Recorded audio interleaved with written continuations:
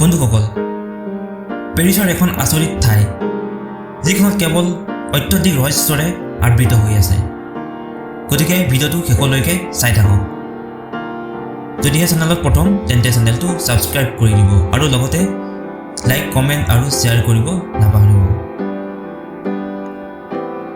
আপুনি জানে পেৰিছ এখন বহুমুখী চহৰ, যিখন চহৰত ঐতিহাসিক কীৰ্তিচিহ্ন, প্ৰেৰণাদায়ক শিল্প আৰু সংগ্ৰহালয় আৰু বিভিন্ন ৰোমান্টিক প্ৰাকৃতিক দৃশ্যৰ বাবে পৰিচিত।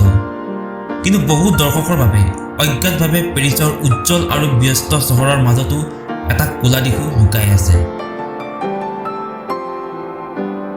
এই আচৰিত ঠাইখনৰ নাম হৈছে কেটাকম্বছ।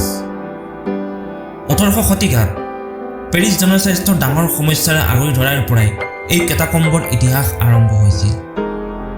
চহৰখন লাহে লাহে বাঢ়ি আহিছিল, কবৰস্থানবোৰ দ্ৰুতগতিত ভৰি পৰিছিল আৰু উফন্দি উঠা কবৰস্থানবোৰে চাৰিওফালৰ চুবুৰীবোৰৰ বাবে অনাময় সমস্যাৰ সৃষ্টি কৰিছিল।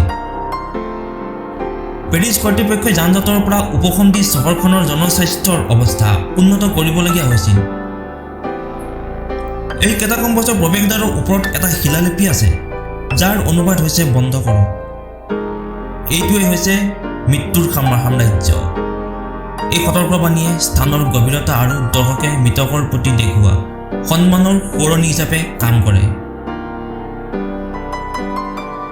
ইয়াত সমগ্ৰ পেৰিছতে কেটাকম্বৰ অসংখ্য গোপন প্ৰৱেশদ্বাৰ আছে, যাৰ ফলত কেটাফাইলৰ উপসংস্কৃতিৰ সৃষ্টি হয়।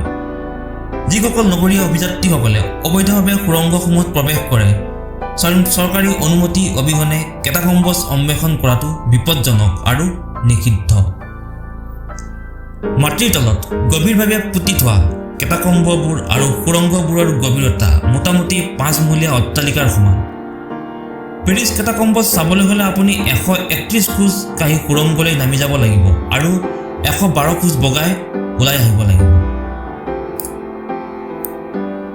বছৰ বছৰ ধৰি গোপন সংস্থা আৰু গুপ্ত গোটসমূহে নিজৰ কাৰ্যকলাপৰ বাবে কেটাকম্ব ব্যৱহাৰ কৰাৰ খবৰ আহিছে। এই কাহিনীবোৰে মাটিৰ তলৰ সুৰংগবোৰক আগুৰি থকা ৰহস্য আৰু ৰহস্যৰ সৃষ্টি কৰাত অৰিহণা যোগায়। ইয়াৰ অন্ধকাৰ ইতিহাস আৰু ভয়ংকৰ পৰিৱেশৰ বাবে কেটাকম্ববোৰে প্ৰায়ে অস্বাভাৱিক কাৰ্যকলাপৰ সৈতে জড়িত হৈ থাকে। কিছুমান মানুহে সুৰংগবোৰ অন্বেষণ কৰাৰ সময়ত অপ্ৰাকৃতিক অভিজ্ঞতা লাভ কৰা বুলি দাবী কৰিছে। মৃতকৰ অৱশিষ্টৰ বাহিৰেও এই কেটাকম্ববোৰত বছৰ বছৰ ধৰি মাটিৰ তলত সৃষ্টি কৰা মনোমোহা শিল্পকৰ্ম আৰু ভাস্কৰ্যৰ বাসস্থান। আকৰ্ষণীয় ভাস্কৰ্যৰ অৱদান আগবঢ়োৱা এজন শিল্পী আছিল ফ্ৰান্সোৱা ডেকিউৰ, এজন শিলৰ কুৱেৰী কৰ্মী আৰু প্ৰাক্তন সৈনিক আছিল। চূণশিলৰ দেৱালৰ পৰা তেওঁ অট্টালিকা আৰু দৃশ্যৰ জটিল ডিজাইন খোদিত কৰিছিল।